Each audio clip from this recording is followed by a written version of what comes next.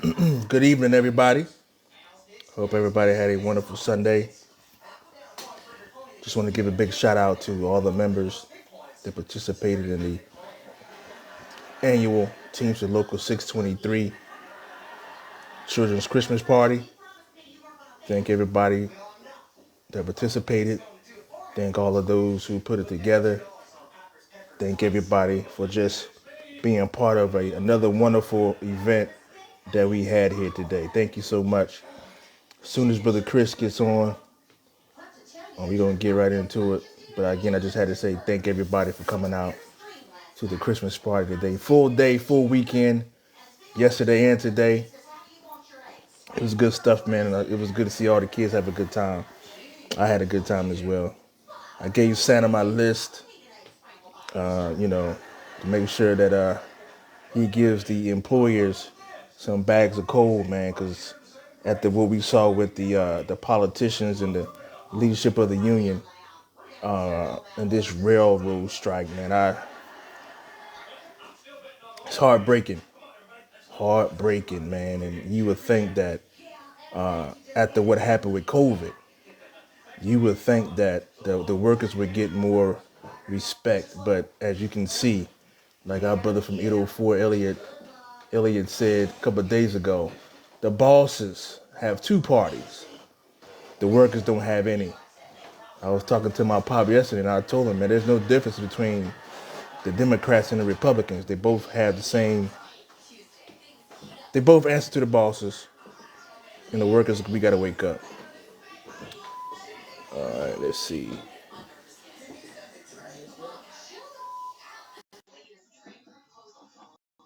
Brother Chris should be coming in soon here. Says it's adding.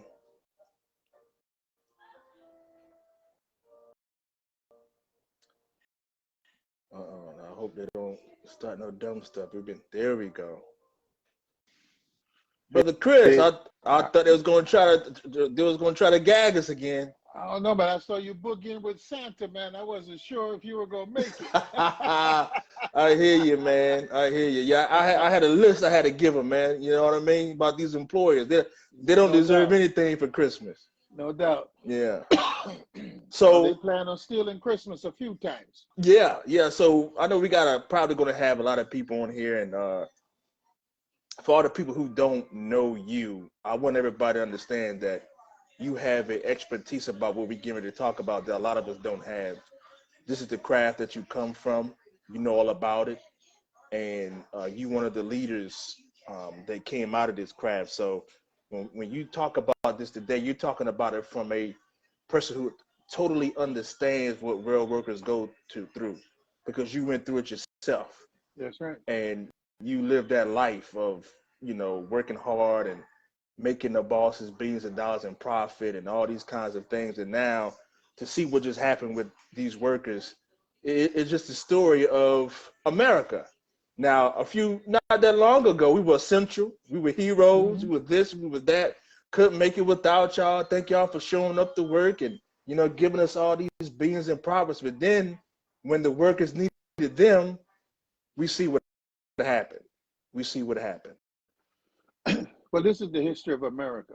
I started on the railroad in 1978, and we didn't have any sick days in 1978. And it's sad to see that these sisters and brothers on the freights have been attempting to get sick days for certainly the past 50 years and have been unable to do it because whenever they get the right to strike, Congress intervenes and forces them back to work. And I think in 2021, in light of what we see happening with Amazon and Starbucks and Trader Joe and different entities, that these workers now have to say to Congress, damn you. That these workers have to say to Congress that there should be a message that came from 25 Louisiana Avenue, Northwest, I believe it is, Washington, D.C., zip code 2001, I believe it is. They need to send them a message that says, if by December the 9th, you haven't passed a bill that has at least 7 sick days in there, there will be a strike. You know, the workers cannot stand down at this particular point. You can't come this far, have gone through COVID. We live in the post-COVID environment where there are new variants every day, where you out in the dust, you out in the rain, you out in the snow, you out in the sleet. You are the one who has to deliver and make sure that these railroads are moving, because locomotive engineer is up there and he's throttling and braking and doing his thing.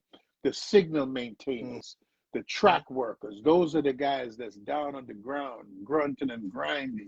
The number one cause of death of a railroad worker is silica dust, which come from the stones, because they dump stones, they're digging in stones. And it's a dangerous environment. And for America, because Congress is America, for America to say you cannot have one single sick day, it's criminal. That's the height of injustice. And when the law and the bill is unjust, it must be resisted. Absolutely. So let me read you something from a Ohio railroad worker here. He said, let's put it this way. For 3 years, I flew a flag in front of my house that said, impeach Trump. If Trump runs against Biden in 2024, I'll take some of my back pay and give it to Trump. I'll feel betrayed by Biden. Well, I understand why he would feel that way, but I would just tell him that Trump would do the same thing, Right. And so the workers are confronting capitalism itself. 25 to 40% of the economy of the United States moves on rails. So you're not fighting. This is bigger than fighting UPS. You're up absolutely against a behemoth. Right. You know what I'm saying? I mean, you could strike Amazon and Starbucks and nobody would care. You strike the railroad and the entire country is going to care. And so the workers have leverage, and the workers have to use that leverage. And our general president, as the leader, General President Sean O'Brien, as the leader of the Teamsters, which is the now of the Brotherhood of Maintenance of Way Employees and the parent of the Brotherhood of Locomotive Engineer and Trainmen, Sean O'Brien has to send a message back to the Hill that says, we are going to strike. And I'm going to tell you why he has to do that. Because come next year, he's going to be in a battle with UPS. And UPS has to believe that the Teamsters are serious. You can't have vim and fire for UPS and, you're drinking Kool-Aid for the railroad, because the railroad delivers more UPS stuff across this country. If you travel on the rail, which I do quite a bit sometimes, you see a lot of UPS trailers, JB Hunt trailer, Schneider, pick a company that's riding on the rail from one side of the country to the other. And that Sean O'Brien has to step up and has to say to Joe Biden, you have failed us. He has to say to Marty Walsh, you have failed us. Pelosi, you have failed us. Schumer. Let me explain what I'm talking about when I say that. They have people on both sides that call them whips, and the whips count votes. And that's the reason why they separated the return to work bill from the 7 days of sick time bill, because they knew the sick time bill was going to fail in the Senate. The Democrats can play cards in the House because they have a majority, but you got to get 60 votes in the Senate. So by splitting it, you guarantee that you're not going to get 60 votes in the Senate. You understand what I'm saying? So they knew that going in, or you would have paid 7 sick days up front and says, vote on that first, because if you don't vote on that, we're not sending them back to work. But they did it in reverse. First, we put them back to work, and then we'll see whether we can give them 7 sick days of that. And let me say this is the time for a general strike. This is the time for the Teamsters to stand up in the name of Jimmy Hoffa, in the name of the Farrell brothers and the Dodge brothers out in Minnesota, in the name of the ILWU 1934, the ILA strike in 1934. This is the time for working people to stand up to capitalism in its entirety and say, no, this will not happen. And if you touch these workers, I'm going on strike too. And if you touch these workers, I'm going on strike too. Nurses are going to go on strike. Pilots are going to go on strike. Guys pushing tugboats in the river are going to go on strike. We're all going to go on strike. This is the time for Sean O'Brien to put his name into the pantheon of labor leaders. It happens now. And we're going to see and we're going to judge. Because if he can't play that card for these railroad workers to get 7 sick days, hey, listen, man, these guys, you know, I know you guys like to cry at UPS, and we cry on the railroad up here at Metro North, but we didn't have sick days in 1996. And we faced the same thing of Congress imposing, actually having the power to impose a contract. And we said, well, you're going to do what you got to do, and we're going to do what we got to do. And the workers have to take it to the street. Dr. King says if the law is unjust, it must be resisted, no matter whether it was the law, right? So it was the law to enslave people. It was the law that we couldn't vote. It was the law, but we resisted all of those. And in 2021, in a pandemic era, because it ain't over. No, it's not. It's not over. We need to say to a profitable, you're talking about a $20 billion profit industry. November 23rd, Warren Buffett, whose company Berkshire Hathaway owns Burlington Northern Santa Fe, made $1.3 billion. That was enough to give every railroad worker sick days, 15 sick days for 3 years. And this is criminal. It is. So I know you and I, we did a show maybe about a month ago, right when Marty Walsh came out and when we heard that he was talking this nonsense about, he was talking this nonsense about, you know, having Congress come in and force the contract on those workers, right? We talked about that. Yeah. Then a few weeks later, Biden comes and he said the same thing. And I was waiting for a lot of these international leaders to come step up and say, yo, man, you can't talk like that, especially coming out of COVID. Well, we're still in COVID, but at the height of COVID, I got tired of hearing about how important we were and we were heroes. But then after all, you know, a year and a half, I guess they feel as though we're no longer heroes, we're not important, we're not this, we're not that. And to force these workers back to work like that, I think I had tagged you in this show that what's the sister name? Brianna Joy from The Hill. She was talking about this on the show, and she broke it down piece by piece by piece, and how Biden failed us, the government failed us, and then what are the workers going to do? Like you said, what are we going to do? Because you can't depend on the politicians. That's not going to work. That's not going. We already see what side they're on. But what are the workers going to do? What about all these, you know, Liz Schuler and the president of the postal workers, the president of the SEIU International Leadership? What are all of those people, along with the workers, going to do? Because we can't just sit back and let this happen. Because I was talking to another worker, UPS worker, and they was like, man, you know, will the government get into our contract? Because UPS, they have about 6% of the GDP. And, you know, so is Biden going to cry economy? Is Marty Walsh going to cry, oh, you got to get in there and do this? You can't say they're not, even though we don't fall under the Railway Act. That doesn't mean anything. Because just because them guys fall under it, that didn't mean Biden and Congress had to impose that contract on them. December the 9th is not until, what, the end of this week. That's right. He could have let them guys fight, those sisters and brothers, fight this thing out until the end. If you start taking people's voices away, then what's the use of being in a union? Well, what's the use of being supportive of the Democratic Party? you Western go. youths are being supported. Look at the vote. Look at the vote, right? Almost every Republican voted no, right?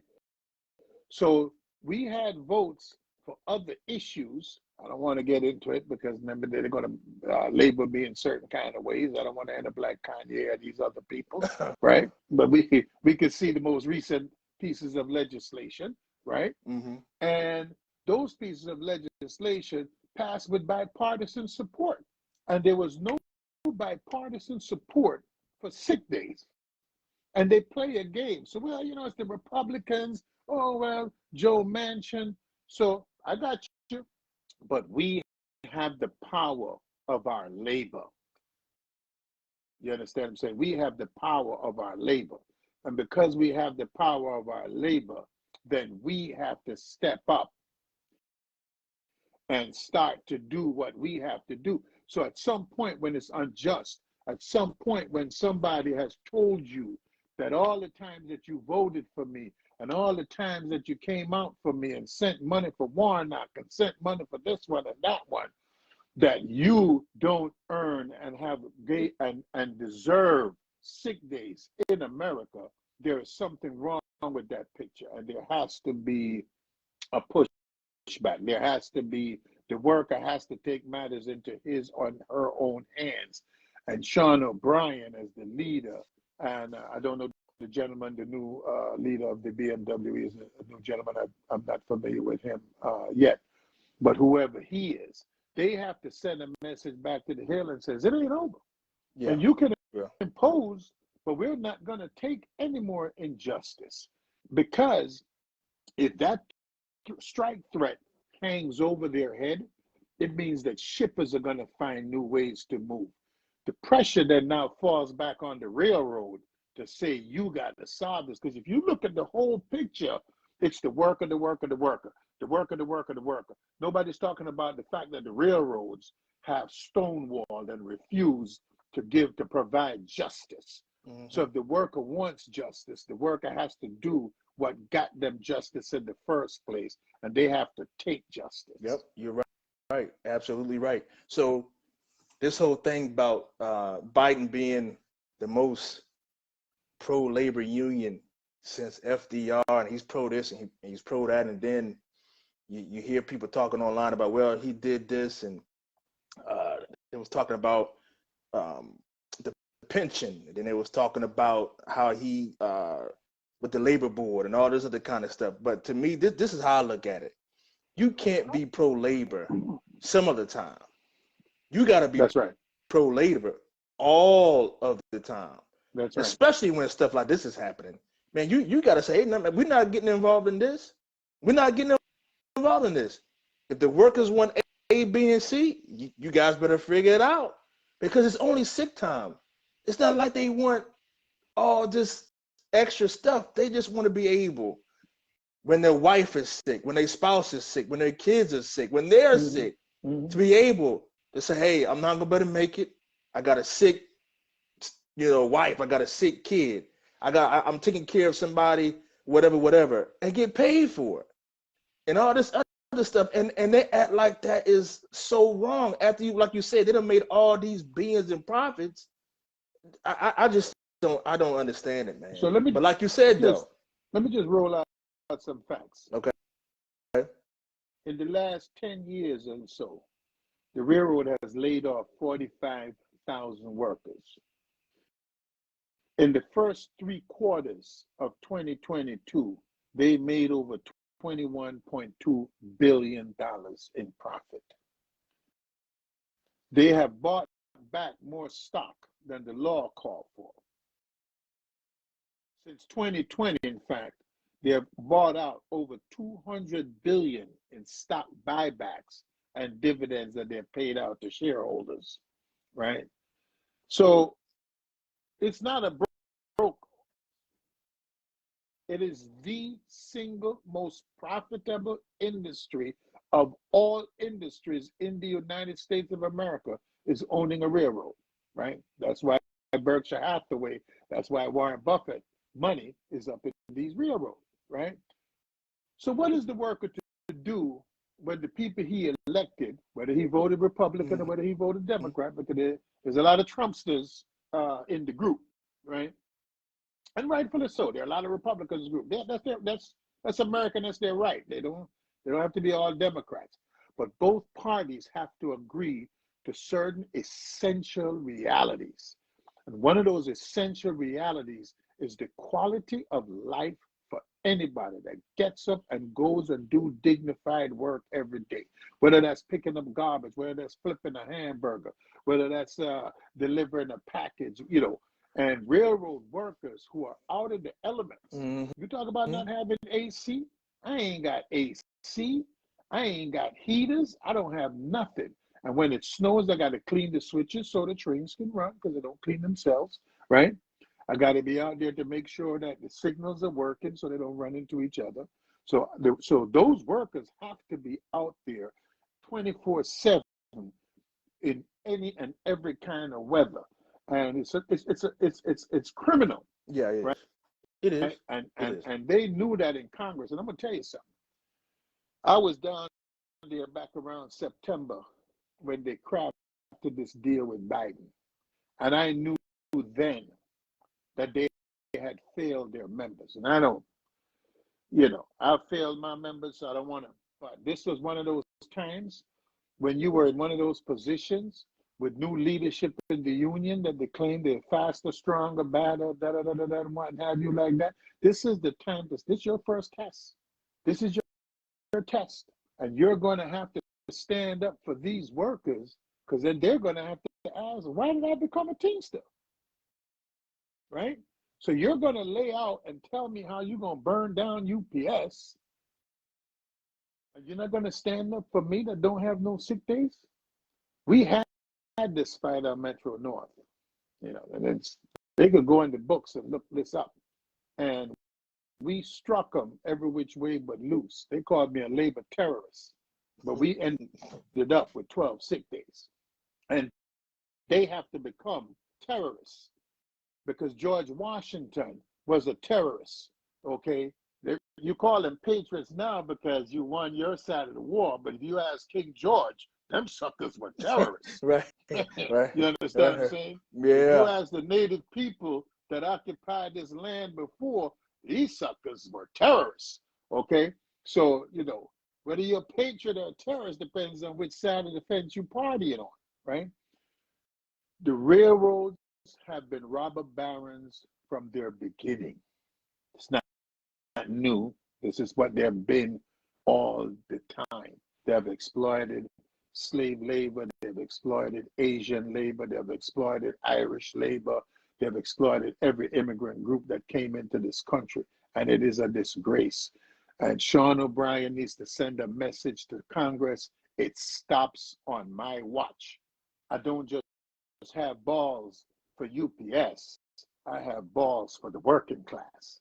And he has to take a stand, and a strong one. And his buddy Marty gonna get pissed off. Hey, my wife gets pissed at me at least twice a week. Yeah. She ain't moved out yet, so it can't be that bad. Yeah, Marty Walsh, man, that really took me for a loop, man, because this guy used to be a labor leader, paid his dues. So when he said that, man, I was really thrown off because, and I didn't know we talked about this at a previous show. What do you do when your leadership at the highest levels, even in government, if they start selling you out, right? Because when, like you said, if we do go on strike, general strike, will they support us or will they throw us under the bus? They're not going to have a choice because we have the most critical element of the railroad. They ain't going to be able to have no cement because there'll be no supply. That's as simple as that. All the industry don't want to go out. They're going to be forced out because they won't have any parts delivered to them. So they'll be on strike whether they want to be on strike or not. But the working class is ready. They're not going to let Richard Hooker become Secretary of Labor. They're not going to call Chris Silvera to become the Secretary of Labor. They pick they know are going to fold in. I listened to Buttigieg, and I had, well, I don't have much hope for the Democratic Party. I had a little bit of hope that sucker had something going on. He failed the test. And now the workers have to take things in their own hands and rescue themselves. Mm-hmm. There's a part where you're in the middle of the ocean and it's the sharks on one side and the lifeboats are full and you're stuck in the water. At some point, you got to take care of yourself. That's true. Because there's nobody else to handle That's it, true. right? And these, let me tell you something. I know the longshore workers, ILWU, they're going out if this happens. The truckers are going to go out if this happens. That's the end of it right there.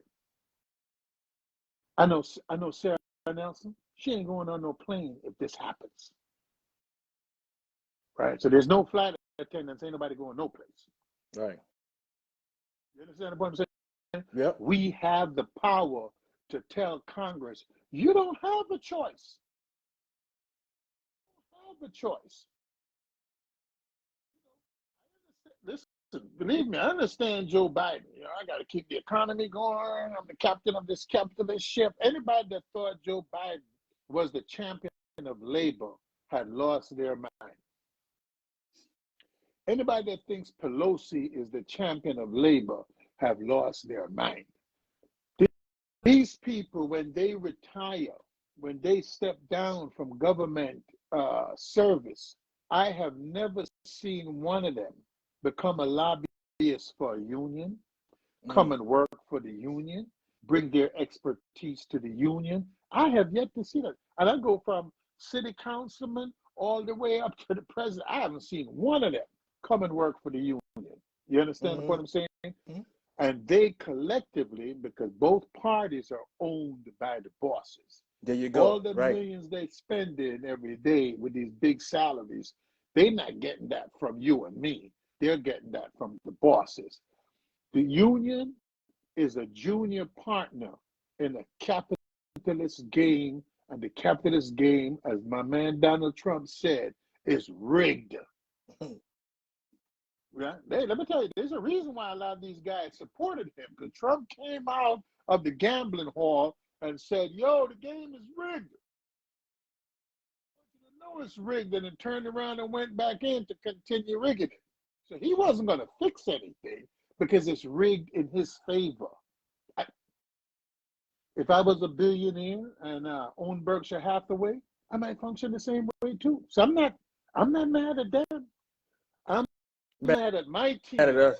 Yeah. I'm not saying, yo, you know what I'm saying? Kansas City can't go and lay down to Cincinnati. Right. You know, the Jets didn't lay down to the Vikings, even though it didn't come out the right way. But, you know, that's another story.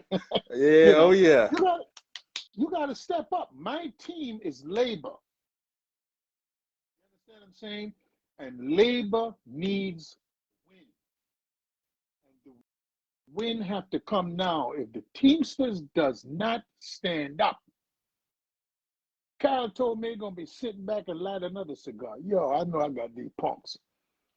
You know what? And that's really, I think about that a lot, especially after this whole railroad thing, because I'm not too sure, and I know the Railroad Act, and I get all that, but I can see both parties crying about the economy, and because again, UPS moves 6% of the GDP. I get all that, and you know, but I can see Biden, Walsh, and all these guys. But my question would be, if Congress gets involved in this, the UPS contract, what is going to be the response then?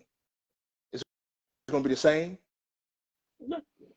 They're going to hide. See, they have, oh, well, you know, it's Congress. It's we can't do nothing. Yes, we can. Yeah. Let me tell you something. The Railway Labor Act is the first labor law in 1926. And it came on the heels of strikes from 1877 that shut down the country. And so they had to rein in real unions because they were so militant and they were battling all the time. And that's why they passed the Railway Labor Act. You understand what I'm saying? Later on, they came with the National Labor Relations Act, Wagner Act, what have you, what have you. These people and all of these rules are designed to corral the energy of the working class. Right. Because if you go out and take a poll of every worker, I'll tell you right now that they would agree that America needs a general strike. Every one of them would. Even the Trumpsters would tell you that. Even the guys that are in the working class who voted for Trump would tell you it's necessary. You understand the point I'm saying? Mm-hmm. So our leaders ask themselves, whose side are you on? Are you on the side of the Democratic Party, or are you on the side of 7 sick days? You gotta take sides. There you go. That's it right Wednesday, there. we're having a solidarity demonstration in front of Grand Central. Okay. Right, to show our support for these workers in spite of the fact that Congress has, quote unquote, imposed a settlement. You might have imposed a settlement on yourself the same way that the Emancipation Proclamation did not free anyone. You got to remember this. You were passing a law on a guy that had already broken away from you. You had no jurisdiction over the Confederate States. We already set up our own thing. We ain't even talking to you guys no more. You understand the point I'm saying? But it allowed slavery to continue. Those states that are not seceded from the Union. Watch what's going on. So if you fast forward to now, the guy comes in, makes a bill, put it back to work. No. And this trick has been played on the working class Forever. from 1619 right up until today. Yep. And Sean O'Brien, build faster, move swifter, whatever the plan is. Now is your time to step up, brother, and hit that home run and get your workers 7 sick days. And that's all we're really talking about. 7 sick days. 7 lousy. That's it. That is it. And they can't even get that. But like you said earlier, are you going to stand with the politicians or for 7 sick days? That's right. They're going to tell you about, they're going to tell you about the law in Congress. Dr. Martin Luther King defied the law. Yeah. Malcolm X defied the law. All the people that marched across the Edmund Pettus Bridge defied the law. As my man says, good trouble. That's right. There is a time to start good trouble. Good trouble. I agree. I agree with that. But do you think these guys actually going to do that? I don't think they will, because they're too in bed with the bosses in the politics and all that. They can't do that. They don't have that militancy like that because of the Bidens and all these guys. They're not going to do that. They're not going to do that. Then we're going to know who they are. Yeah. Yeah. Right. So now we're a Democratic Union. Now we going to know that you ain't what you claim to be. Because this is the first opportunity to play a tough card. I'll be on the phone calling up the ILA. Let me tell you something, man. We're going down. Your guys got to stand down. ILWU, we're going down. You got to stand down. Hey, Congress, here's my answer to you. We're going out on the 9th. You don't have 7 sick days in a package by the 9th. This place is toast. And let me tell you something. The railroads would have to think. Biden would have to get up off of his sleepy ass and go tell Warren Buffett, yo, son, if we want to keep this economy going, I don't have no money in the stock market. You understand the point I'm saying, Chris? My members, the three of them that do, hey, what can I tell you? And as they say, it always comes back. So it'll come back. What can I tell you? Right, right. But today, you're burnt toast. You understand the point I'm Yeah, saying? I would love to see that. Because even as this, if that news is out there, shippers are not going to put their stuff on the rail because they don't want to get their stuff stuck in a rail yard someplace that they can't get to it. You understand what I'm saying? So they're going to need 500 new truckers instantly. You see the point I'm saying? And the system is going to say, yo, listen, man, it's cheaper to give them the 7 sick days and keep this thing going. We can't afford to take this hit, right? So now ain't the time to lay down. Now is the time to throw down. And like I say, I've heard the rhetoric. I got receipts. You know, Yeah. I went from 0 sick days to 12. I got receipts. Right, and you negotiated it for your members, right? I negotiated. I struck for it. You know, it's written about in the New York Times front page. They could look me up. You know what I'm saying? So I'm not. Hey, this is not rhetorical stuff. This is. I got receipts, as they they would should like have to say. they should have called you when this was going down, man, help them out, man. Now Why did they ain't they call want to you? fail because they want to fail. You want to fail. Listen, if I'm going to talk winning a Super Bowl, who am I going to talk to? Am I going to talk to a guy that never won it? Or am I going to talk to a guy that won it? You understand what I'm saying? Yep. I've been to 2 presidential emergency boards and won twice. So every time I went to the Super Bowl, I came away with a trophy. My members now are realizing, because the guys that were there when we did it, them guys are retired and gone, right? These new guys are now realizing, holy smoke, we thought Chris was a, Right. piece of crap, but man, we didn't know, bro. You understand what I'm saying? Right. Because I predicted this to them. I told them this was going to happen. I had this conversation last Monday, and told them, split the bill, and the 7 days were going to fail. So I knew this was coming because, listen, I tell people all the time, I wasn't born in the street, but I loved the streets. The streets loved me. You understand what I'm saying?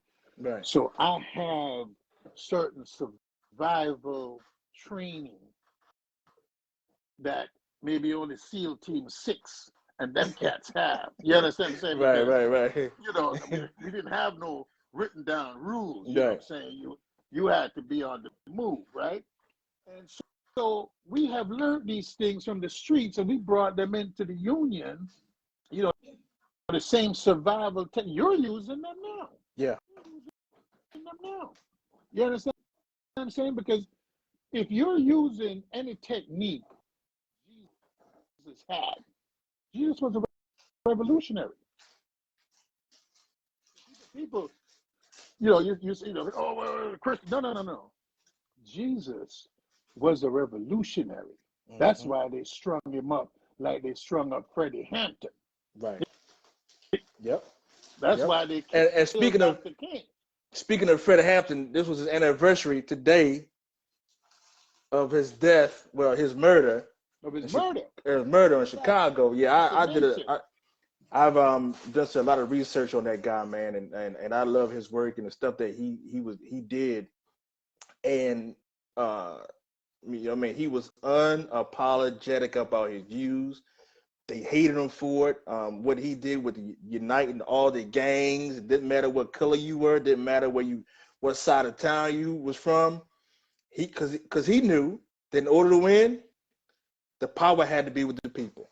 And that's what Congress, the politicians and the union leaders, they don't want the people to have the power. And I'm starting to see that, especially in this job. The people who are in it for the wrong reason, they don't want the people they don't want them to know anything. They don't want them engaged. They don't want them to participate. They don't want to do anything for them. Because once you start engaging members, they start knowing everything. If you're transparent with them, that gives them power. And Yeah. they don't want the members to have power, because if they have the power, then they probably feel, oh, they're going to take me out of here. But if you're not doing what you're supposed to do, that's what the members are supposed to do, get you out of there. And that's what I think we need to do right now with this whole railroad thing. That's the whole point. Let me tell you something. When your members have power, it means you have even greater power. There you go. Right. Right. You know, people think about, I'm not here to be the head of the union. I'm here to advance a cause.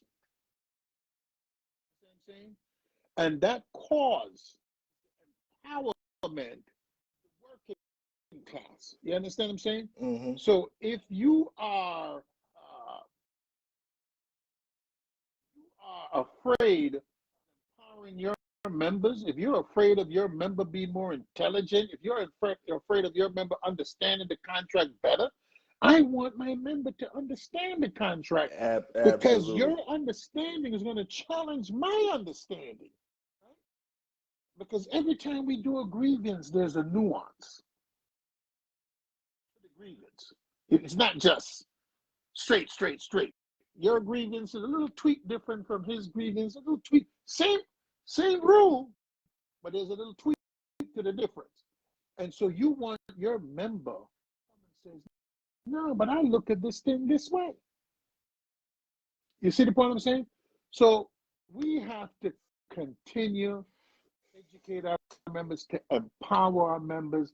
And this point in history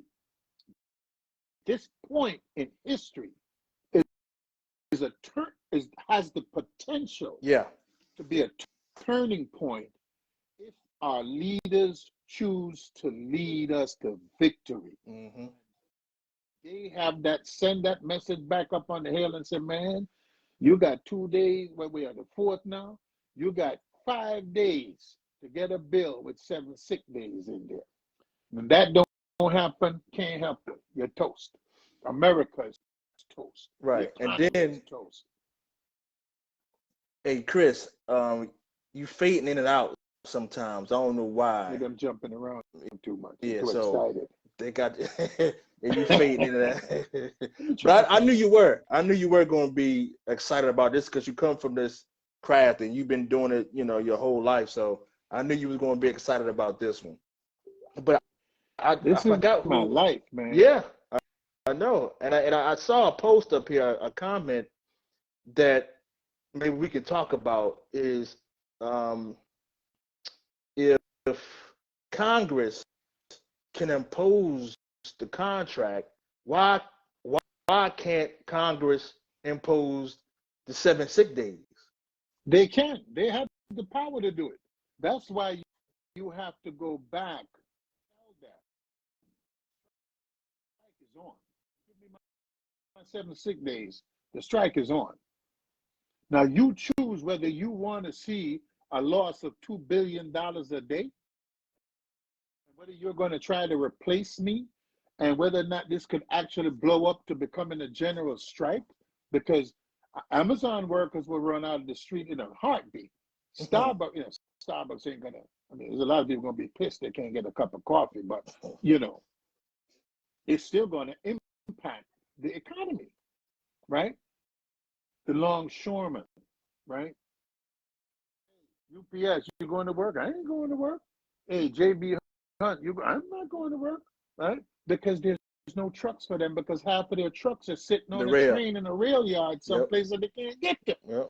So just by virtue of the power of the BMW and the BLET and these rail unions, Brotherhood of Railroad Signalmen and what have you, just their power alone is going to stop the economy. So whether you want to go out and strike or not, you ain't got to go out and strike. You ain't going to be going to work, that's for sure. Yep. I'm trying to see if I can pick this up on my computer. Okay. I just don't know. Yeah, but this whole thing is shocking to me, man, because I hear people trying to defend Biden, and they're trying to defend his decision to get involved because of the economy. And I read a lot of stuff, and people would have, you know, different views on it, you know. And the one thing that gets missed in all of this is this is not just about 7 sick days. This is so much more. What these workers are really looking for is just the ability to be human. That's all they want. They just want to be Well, human. but that's the significance of the 7 sick days. That's my humanity. Right. You know that That's just that it. if my child gets sick, I can't take off to take my child to the doctor. Mm.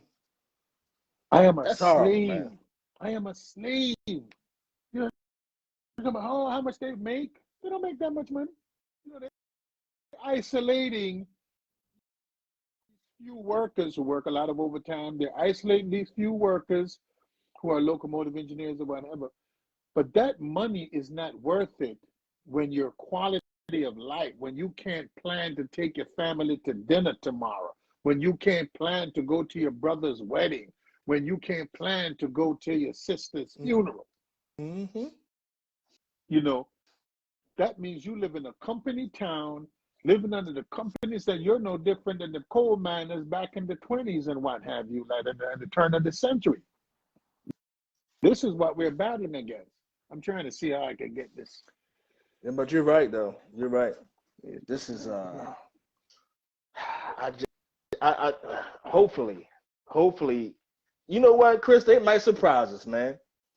They might surprise us by December the 9th, and they come out and say, hey, we done heard everybody. We hear the complaints. We're going to give everybody on the railroad some sick days, some quality of life.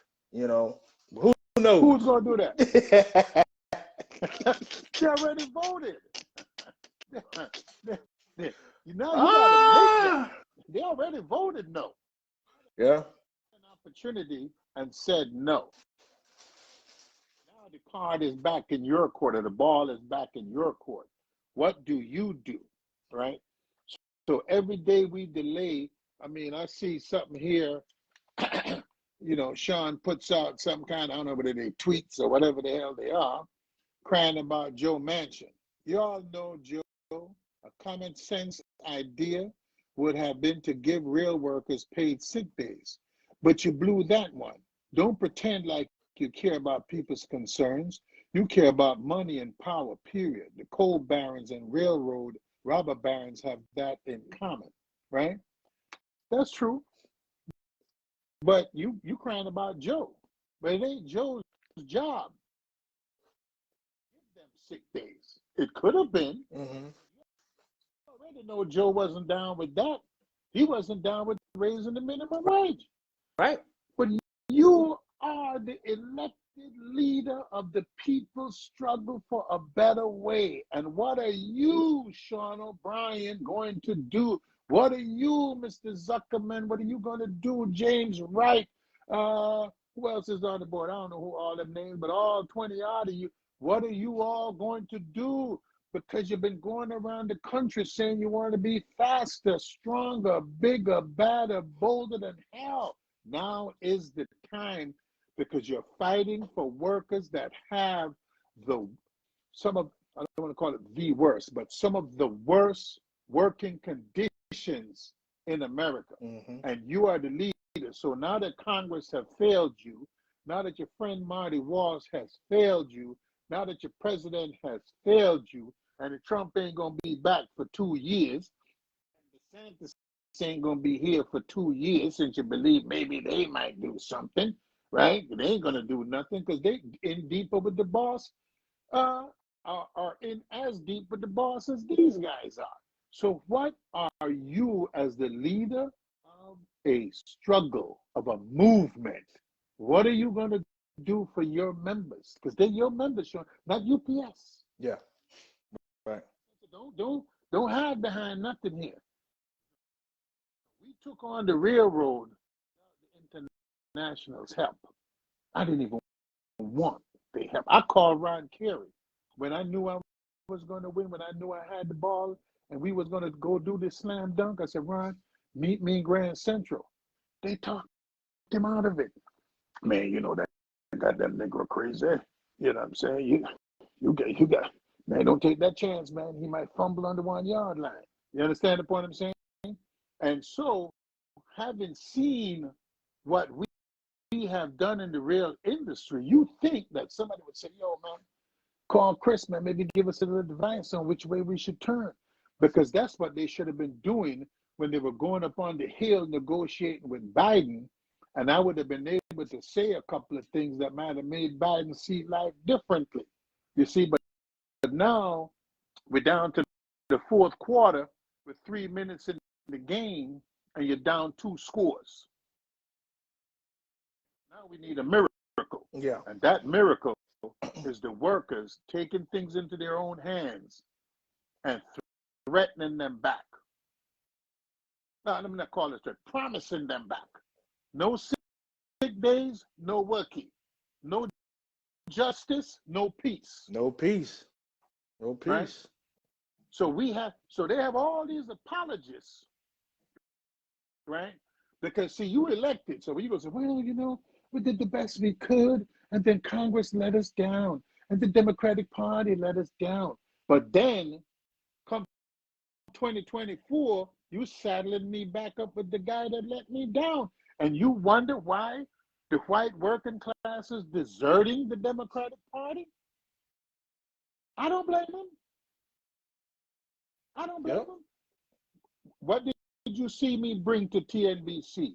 A conversation about an independent workers' party. Yep. You understand what I'm saying? Yep. So they could do whatever they want. I know the Democratic Party ain't never going to be. Let me tell you something. When we were doing this battle and we won this Presidential Emergency Board, then Governor Mario Cuomo, who was the father of late Governor Andrew Cuomo, we're going to have a big shindig at the Sheraton Hotel in Manhattan for Clinton, you know, big fundraiser, what have you. And we started to arrange a picket. I got called from state police, city police, Secret Service. Yo, what's going on? What's going on? What y'all doing? They peaceful protest and put a no, well, we don't want that. Well, you don't really have a choice because you know I got this little old 200-year-old piece of paper that some want to throw out, but that in spite of its hypocrisy, I still hold dear. You understand the point I'm saying? We're going to peacefully protest. That's guaranteed, right? Mario Cuomo sent his emissary through local 456 leader. His name will come to me. They kicked him out of the union, unfortunately. And Doyle, Eddie Doyle, right? And Eddie's good people. I don't know what they have, but Eddie, to me, I have no apology. He's a good guy. And I don't take nothing back from that. And Eddie says, yo, they want to talk to you, man. Emissary, we meet. What do you need? Says, I need a presidential emergency board. I'll get back to you. They call me back. It's done. So we didn't have to picket that. And they gave us a presidential emergency board, and we ended up with 12 sick days because we struck their ass. You know? There's a point where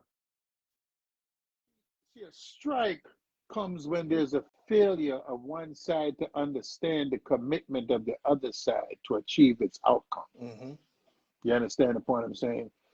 And because you can afford to pay, this is 2%.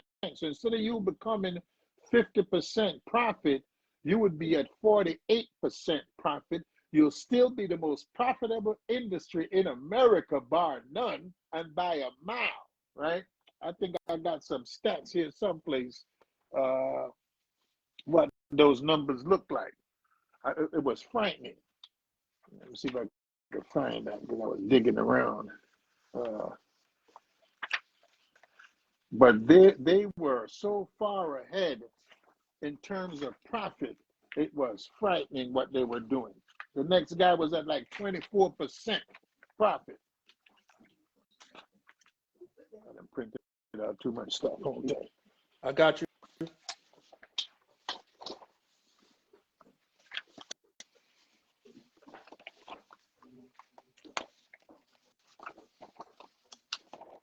I like that, Sean.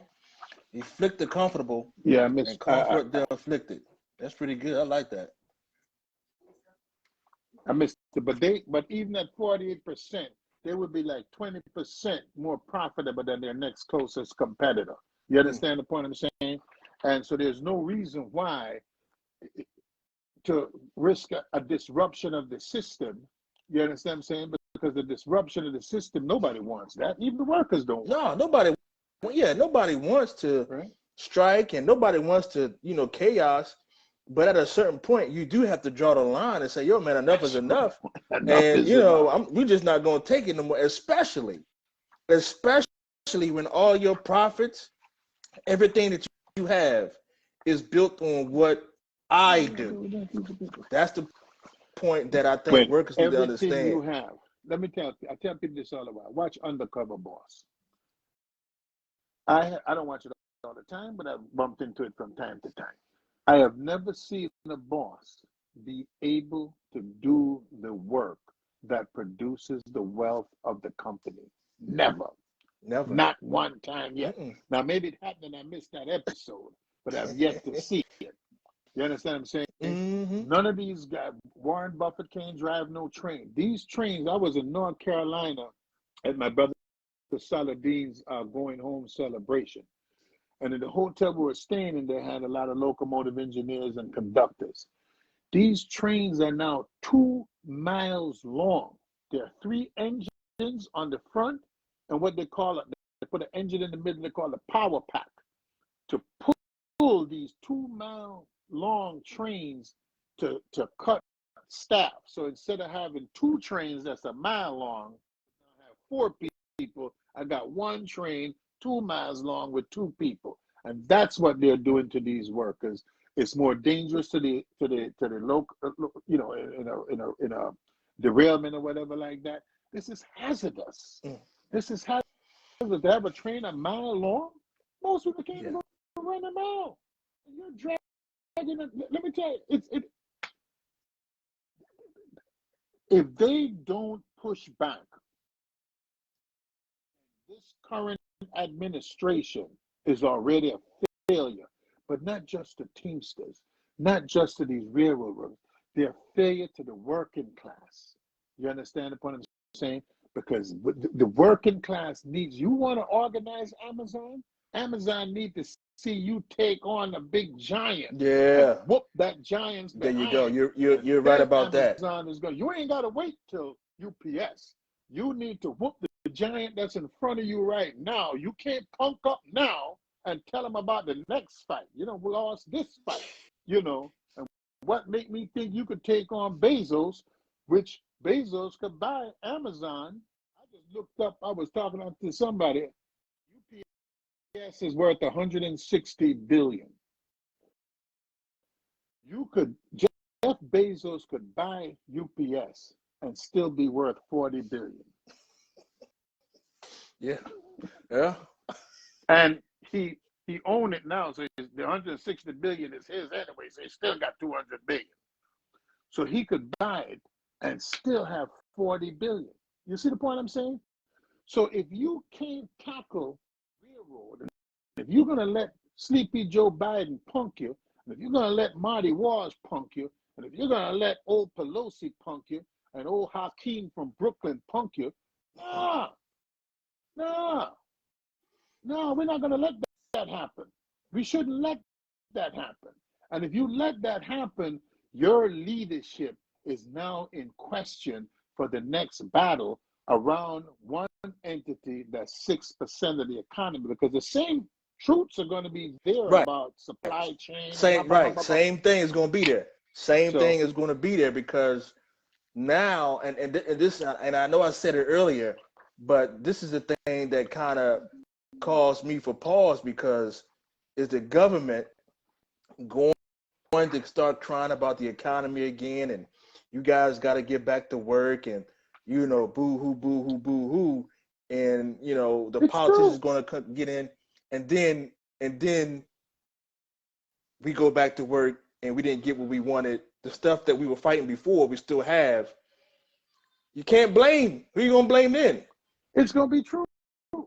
all the same circumstances about what the impact to the economy, blah, blah, blah, blah, what it's going to hurt if this guy ain't going to have no job when you go on strike.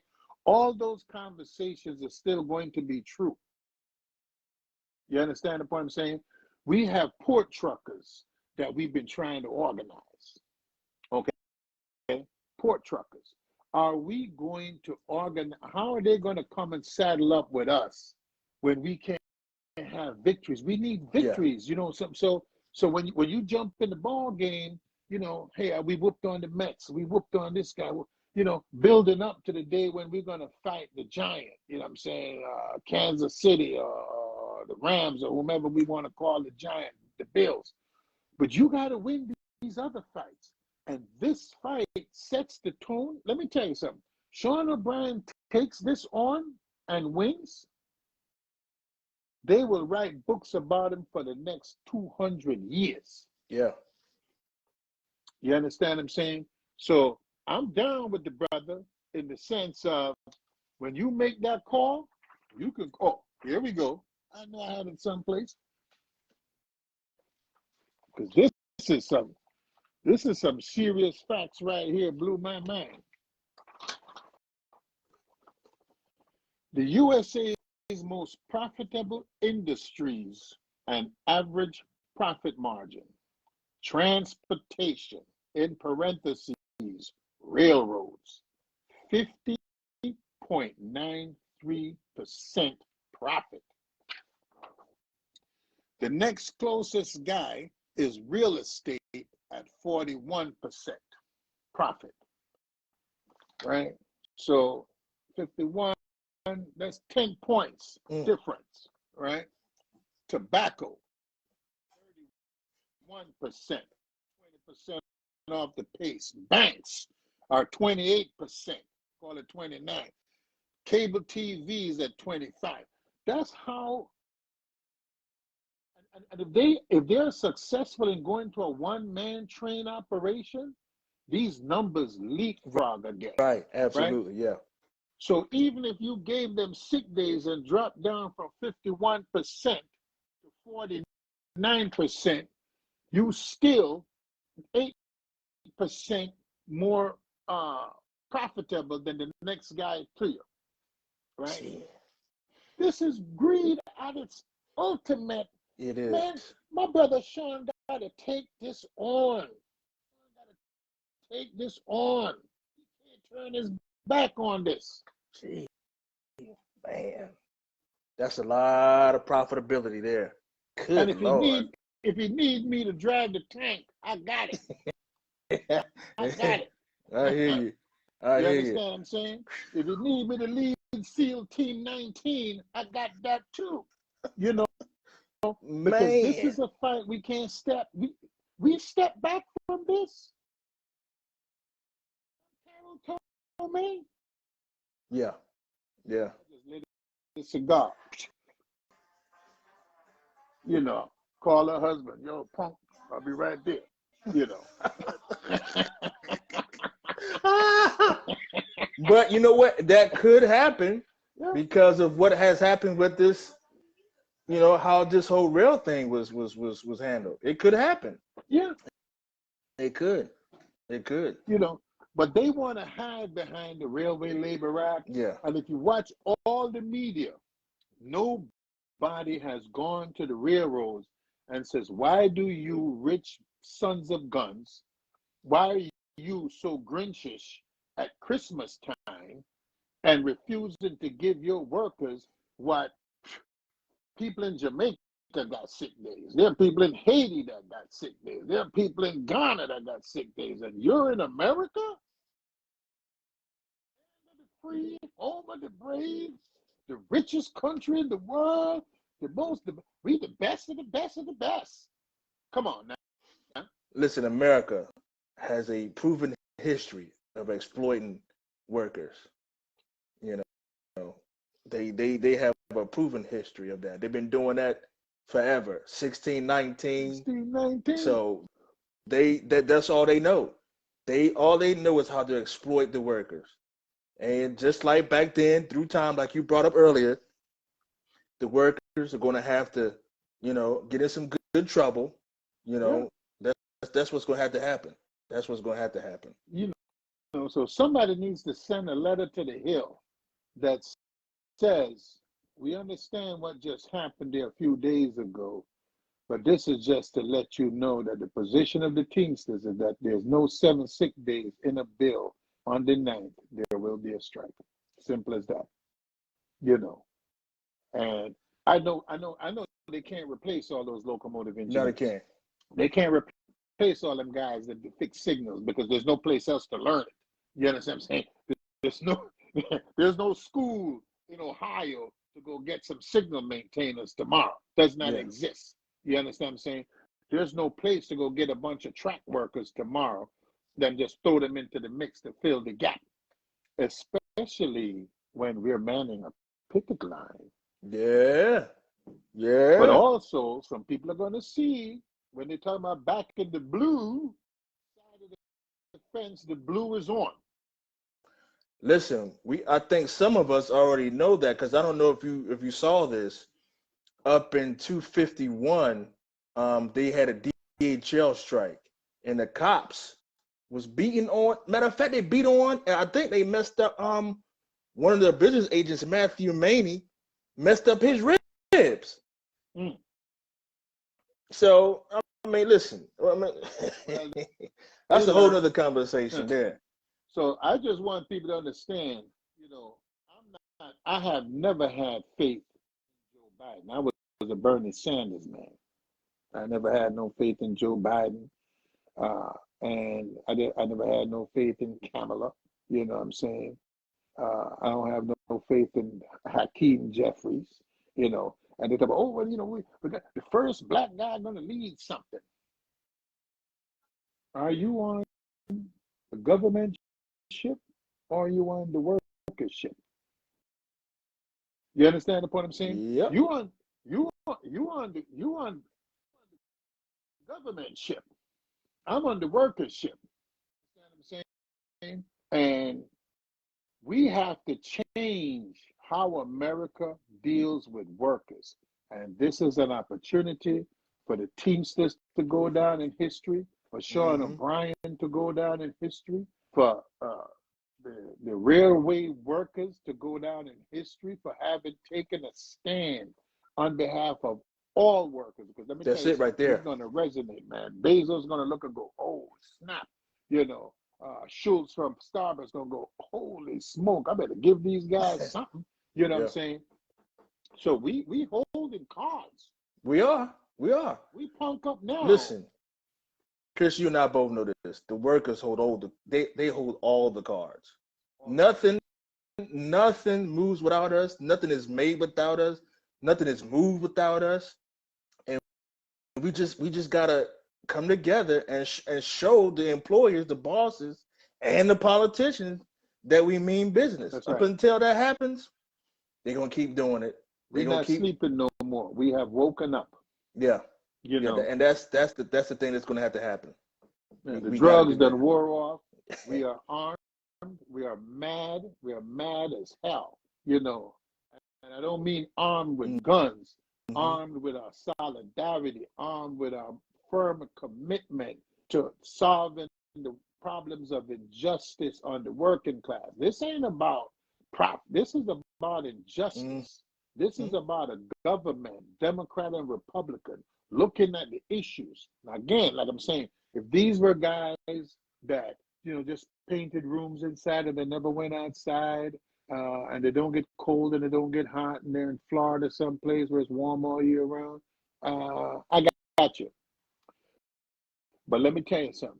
Take a train and see what these guys got to do working up in the Rocky Mountains, working in the plains of Nebraska and Iowa, where it's cold, where they're running into tornadoes, where they run into hail, where they run into heat and cold and what have you, and you begrudge me 7 sick days? How many sick days you got at UPS? 3 sick and 7 personal. Yep. Okay. 3 sick and 7 personal. So you got 10. Right. They got little guts. No, zero. Zero. Right? I know, and it's sad, man. It's just a sad I that's So the part that Sean got really to step up. The Teamsters got to step up.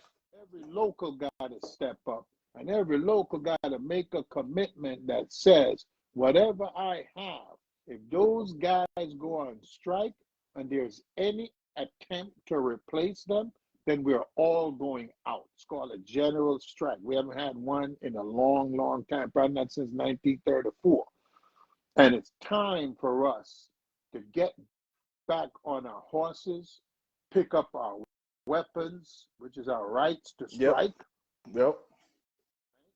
Get out here and defeat the bosses and defeat them once and for all and put them suckers back into a closet. You're right.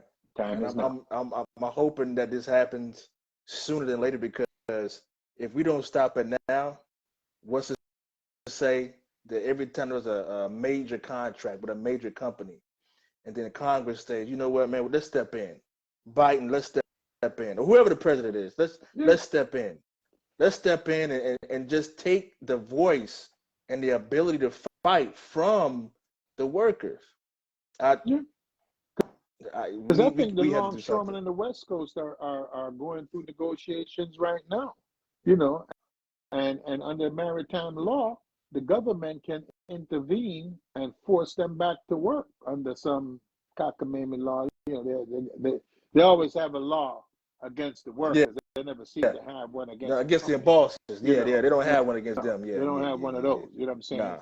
So this is a time when all the pieces have come together. You know what I'm saying? So if you go back, Occupy Wall Street, you got Amazon on the bubble right now, you got Starbucks, you know, the longshoremen are over here, the East Coast guys need help because their pensions are suck. You know what I'm saying?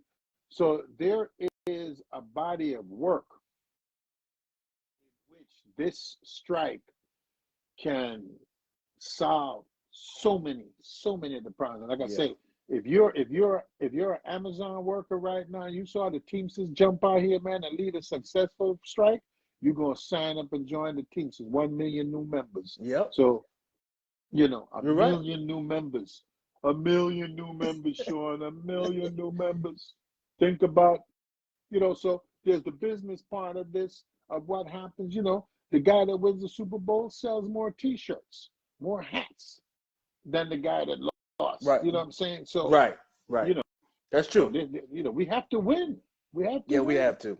We have to. And hopefully, not just Mr. O'Brien or the Teamsters leadership, but hopefully leadership in all these international unions, AFL, CIO, SEIU, Change to win, all of them. Hopefully, all of them get together and send a clear message to the government saying, hey, listen, all the leaders, all the workers, we're together.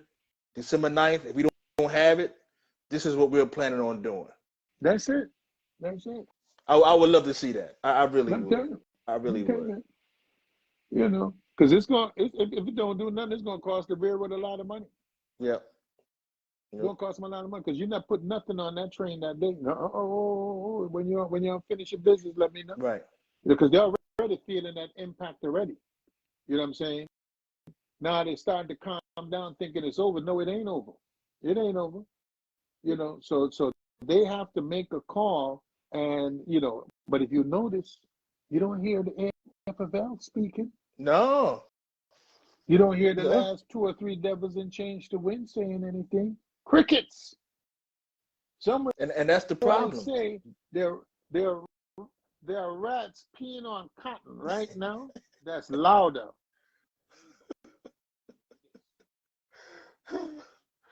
I hear you. You know. I hear you. Well, Chris, we got a few more minutes here. I got to get up early in the morning and go to panel in Virginia. All right, man. Good luck on that. Just give us some closing remarks before we wrap this up. We, as labor, have got to, at some point, decide that we are not going to be beat up by the bosses anymore. And we have to recognize that it doesn't happen just as individual. It has to take on a broader scope. You know what I'm saying? It's not just UPS. It's not just the railroad. It has to take on a broader. And so this opportunity, because the railroads are nationwide, so you start to impact every state, every industry, water treatment plants, car parts, car deliveries, so the boss has gain to lose. And we have to say, if you touch him, if you attempt to replace him, there will be no Patco 2. It will not happen. You understand the point I'm saying? So if you attempt to put in striker replacement, which is not enough for them, if you attempt to use the National Guard, if you attempt to do any of those things, it is going to result in a mushrooming of the dilemma, right? And they have to understand this, and this is a message that need to be delivered Monday morning out of 25 Louisiana Avenue, the building neighborhood across the street, walk across the street and deliver a letter. You don't have to put it in no mail, just walk across the street and hand it to Schumer, hand it to, walk down to 1600 Pennsylvania Avenue and hand it to him and says, yo, this is our response to your insult, that all these workers that supported you, that made you win Georgia, that made you win Arizona, that flipped Wisconsin back to you, that flipped Michigan back to you, that you are telling them, bingo. Yep. That's exactly what they did. Yep. So being in a democratic environment is not helping me live a better life anymore. You see the point I'm saying? So why do I want to live democratic when there's a guy telling me I could live better if I do something stupid like tear up a 200-year-old plus piece of paper? That I don't need a Senate, that I don't need Congress, I don't need federal judges. I just need one strong man, even though at the end of the day, history has proven that that's one strong man has never stood with labor either. But when they find out, it's going to be too late.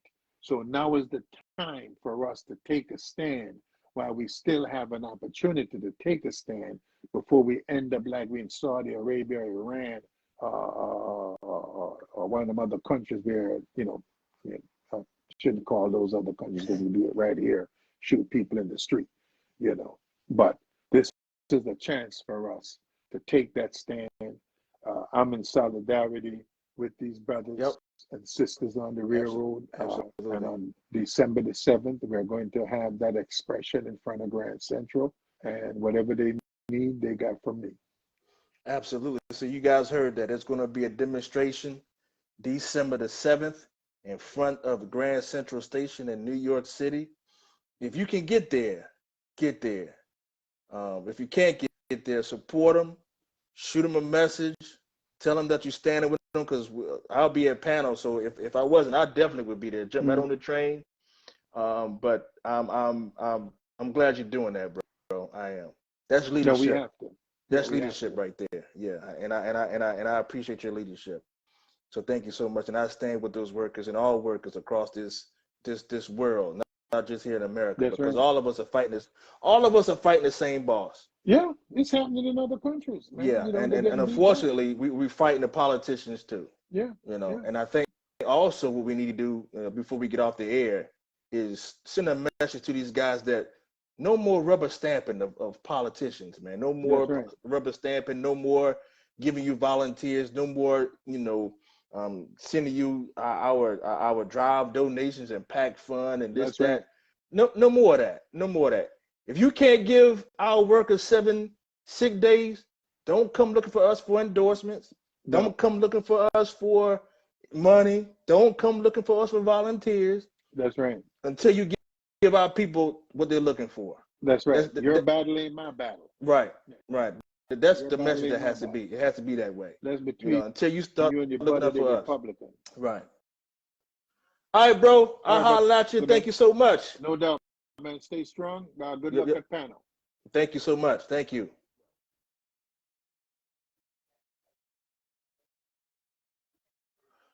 All right, good people. We're going to get out of here. Thank you for watching and tuning in. Make sure you share this.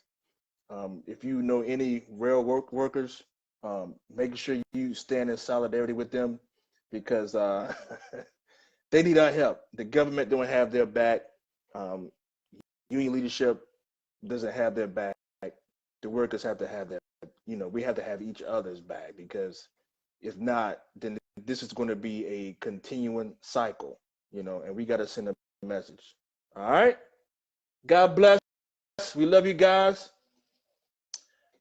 I'll see you guys real soon. I'm on my way. Not right now, but we got a panel this week, so we'll go ahead and lay down for this drive tomorrow.